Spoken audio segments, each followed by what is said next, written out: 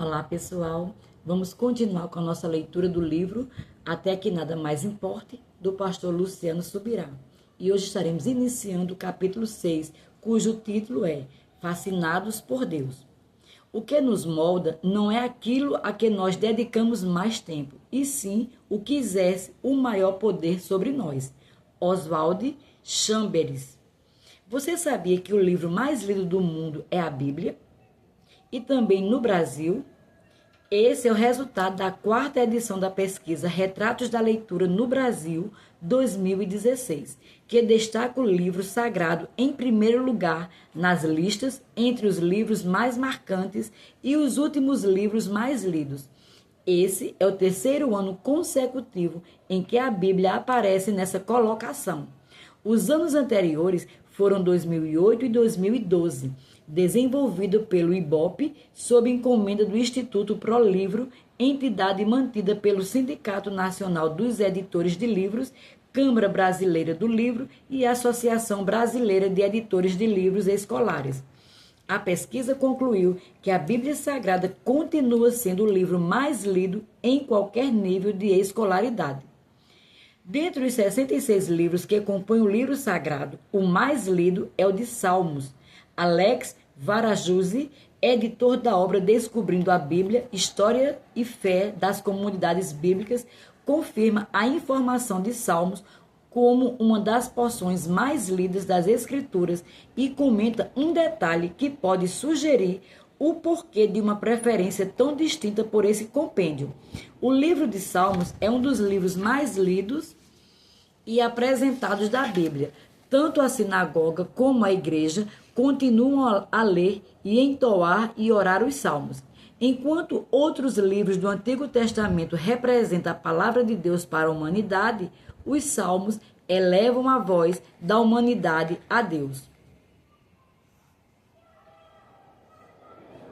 Outra informação interessante é que dos 150 salmos, 73 são atribuídos a Davi, ou seja, quase metade dos salmos. Se ainda levarmos em conta que os 50 salmos não possuem identificação de autoria, percebemos que restam apenas 27 que se dividem em outros vários autores. Essa é a provável razão pela qual, quando se fala a respeito dos salmos, o nome de Davi seja o primeiro que nos vem à mente. Apresento esses dados para destacar um fato. Se a Bíblia é o livro mais lido do mundo e se o livro mais lido da Bíblia é o de Salmos e dos Salmos Davi é o escritor que mais aparece, seria exagero declarar que ele se tornou um dos grandes nomes da história da humanidade?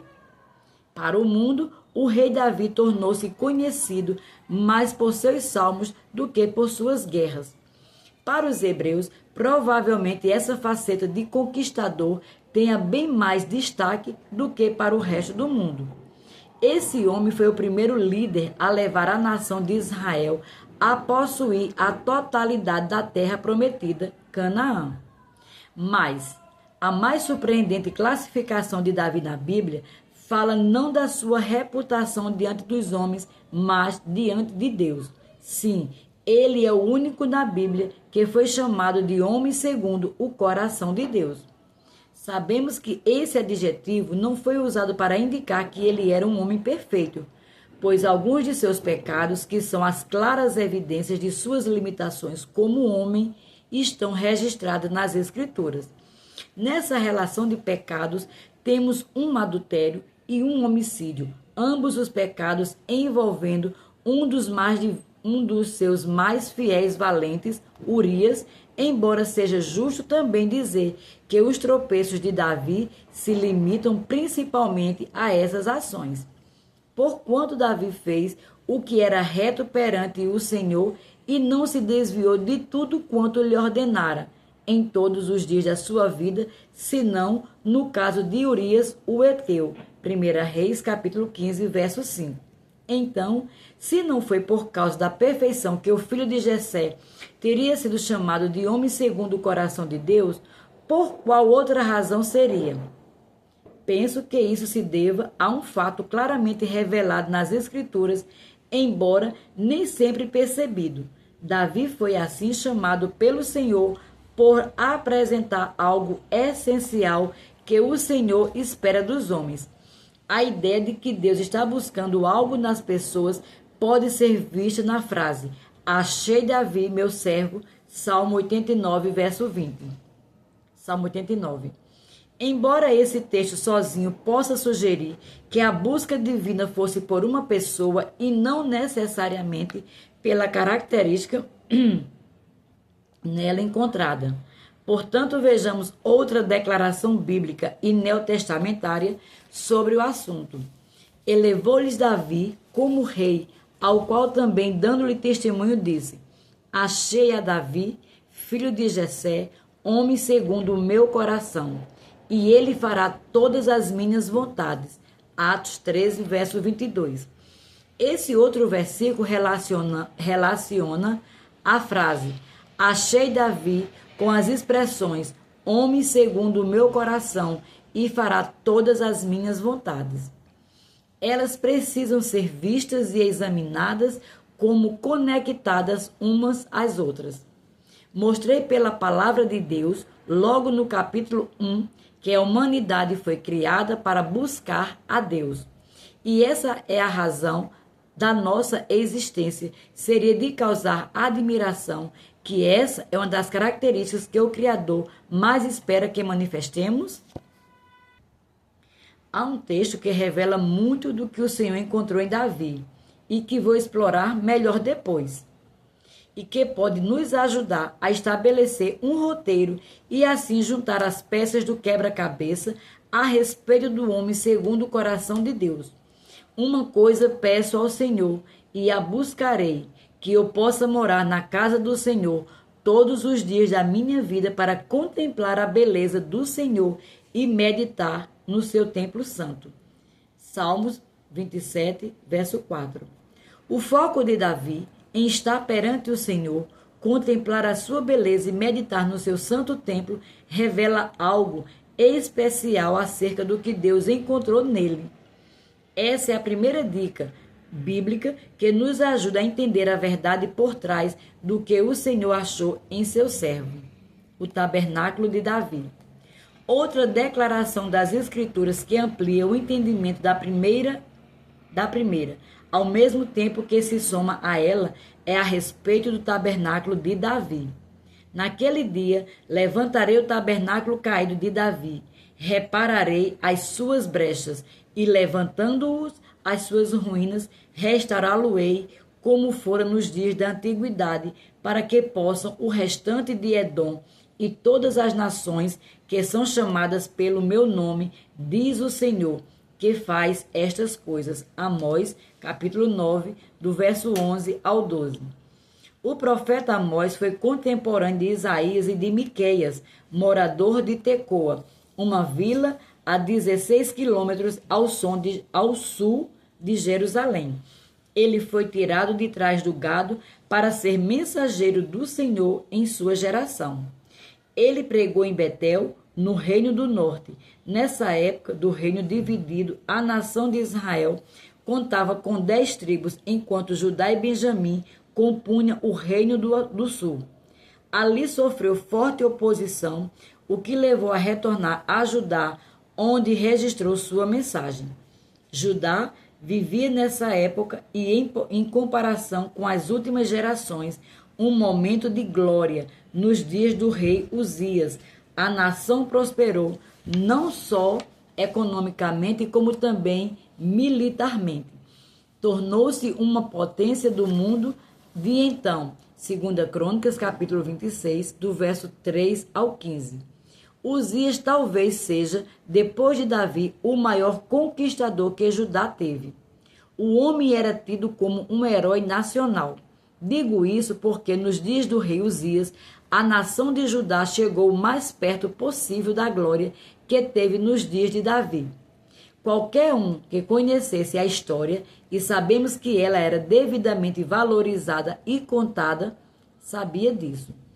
Portanto, em dias de uma possível comparação com o reinado de Davi, não me parece coincidência que Deus tenha protestado ao seu povo justamente para falar do que ele mais sentia falta da geração davídica. Não era do poderio econômico ou militar. Não era da glória de um povo promovendo a glória de seu Deus. Não era da possessão da terra prometida. O que o Senhor sentia falta dos dias de Davi e queria de volta nos dias de Uzia? O tabernáculo de Davi. É isso mesmo. Observe a profecia de Amós. Levantarei o tabernáculo caído de Davi.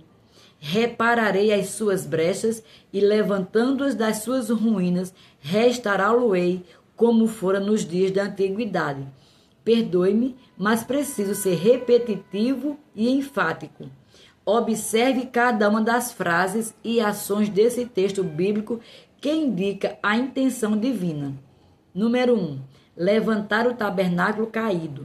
Número 2. Reparar as suas brechas. Número 3. Levantar o tabernáculo das suas ruínas. Número 4.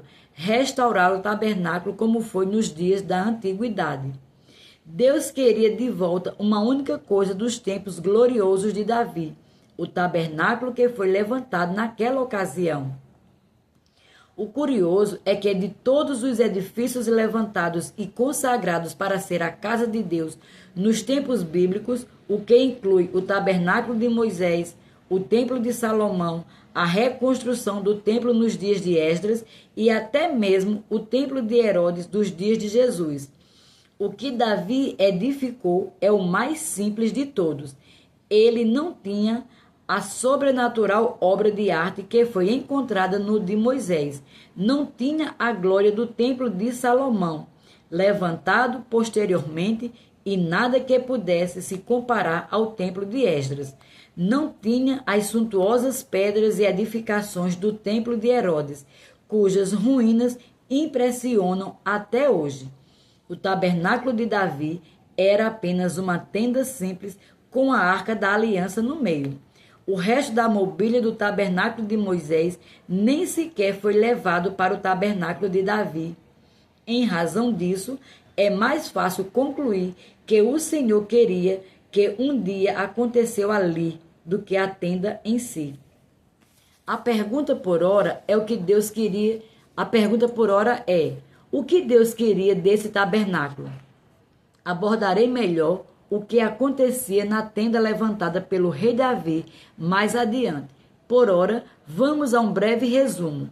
Davi trouxe de volta a Arca da Aliança, símbolo da presença de Deus, que estava perdida por décadas, e colocou-a neste tabernáculo. 1 Crônicas, capítulo 15, verso 1.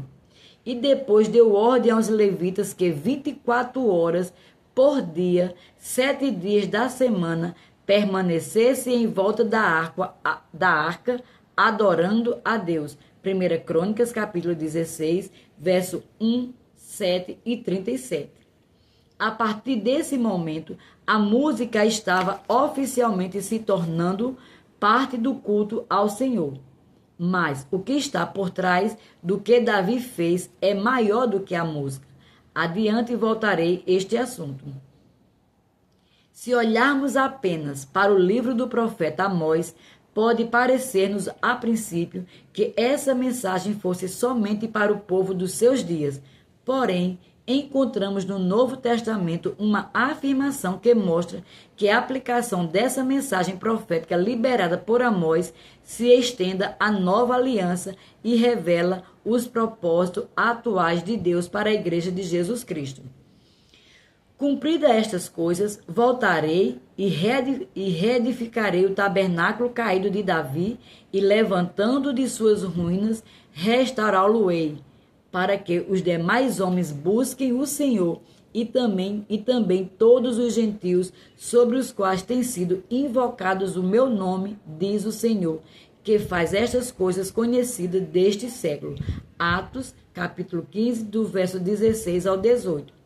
Tiago, o irmão do Senhor, aplicou esse texto como fundamento para a proclamação do evangelho aos gentios, o que me faz entender que neste tempo em que vivemos há algo que acontecia no tabernáculo de Davi que Deus quer de volta. Entenda que não estou falando sobre literalmente construir uma réplica da Arca da Aliança, colocá-la sob uma tenda e dispor os músicos em voltas para continuamente louvarem o Senhor. O que Deus quer restaurar é mais do que um formato de culto e adoração. Até porque, depois desse upgrade dado por Davi, quanto à adoração, a coisa evolui mais ainda. Lembra-se de Jesus falando com a mulher samaritana e anunciando a chegada de um novo tempo? Ele disse: mas vem a hora, e já chegou, em que os verdadeiros adoradores adorarão o Pai em espírito e em verdade. João 4:23. Aliás, baseado nessa conversa de Jesus com a mulher samaritana, junto ao poço de Jacó, podemos entender melhor o que Deus está procurando. O final do mesmo versículo citado nos revela algo importante, porque são estes o que o Pai procura para seus adoradores. O que Deus está procurando? O problema de muitos é não entender a essência do que Deus está procurando. Já vi gente afirmando que o Pai procura a verdadeira adoração, mas não foi isso que Jesus falou. Cristo afirmou que Deus, o Pai, procura os verdadeiros adoradores e não a verdadeira adoração. São coisas bem distintas. Assim como se tratarmos do assunto das ofertas, também teremos que ressaltar o interesse de Deus no ofertante e não na oferta. Se o interesse divino fosse meramente na oferta, então qualquer oferta deveria ser aceita. Mas percebemos ao longo das Escrituras que Deus não aceitou a oferta de muita gente. Aliás, a pergunta feita da parte do Senhor por Malaquias, o profeta, foi: mas com tais ofertas nas vossas mãos, aceitará ele a vossa pessoa? Diz o Senhor dos Exércitos, Malaquias 1:9. Deus aceita o ofertante. Quando ele rejeita a oferta, é porque perdeu o prazer no ofertante. Eu não tenho prazer em vós, diz o Senhor dos Exércitos, nem aceitarei da vossa mão a oferta. Malaquias 1:10. Ananias e Safira que o digam. Deram uma oferta considerável em quantia e foram julgados. E o que dizer de Abel e Caim na primeira menção bíblica das ofertas? O próprio texto sagrado responde: agradou-se o Senhor de Abel e da sua oferta. Gênesis 4:4. Ao passo que de Caim e da sua oferta não se agradou. Gênesis 4:5. O ofertante sempre é mencionado primeiro, por razões óbvias. O diferencial na questão das ofertas, uma das formas de adoração, é o coração com que fazemos o que Deus pediu que fizéssemos. Qual foi o problema de Caim? Segundo as Escrituras, foi seu comportamento. Observe o que o Senhor lhe disse: se procederes bem, não é certo que serás aceito? E na sequência completou: se todavia procederes mal, eis que o pecado jaz à porta. Gênesis 4:7. Entendido isso, a pergunta a ser feita é: o que estava por trás do comportamento? O coração. Repare no que Caim fez. Aconteceu que no fim de uns tempos trouxe Caim do fruto da terra uma oferta ao Senhor. Gênesis 4:3. A palavra usada no original hebraico não é específica sobre quanto tempo se passou. A palavra é vaga e pode se referir a dias, semanas, meses e anos. Mas o que é claro é a palavra fim. Ela mostra que Caim deixou Deus para o fim.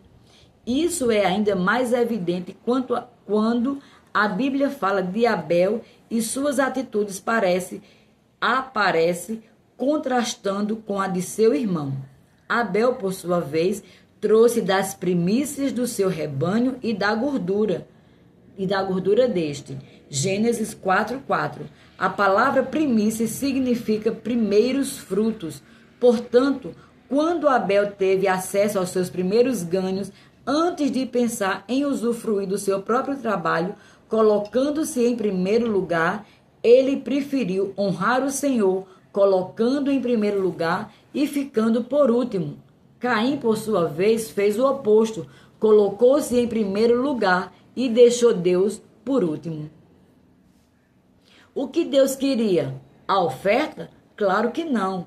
Ele queria a declaração por trás da oferta, o anseio de valorizar Deus por trás daquele ato. O Senhor queria um coração que valorizasse acima de tudo, inclusive os ganhos materiais e financeiros. Qual é o maior mandamento? Ao ser questionado sobre isso, Jesus respondeu que o maior mandamento é amar a Deus acima de tudo. Amarás, pois, o Senhor teu Deus de todo o coração, de toda a tua alma, de todo o teu entendimento e de toda a tua força. Marcos capítulo 12, verso 30.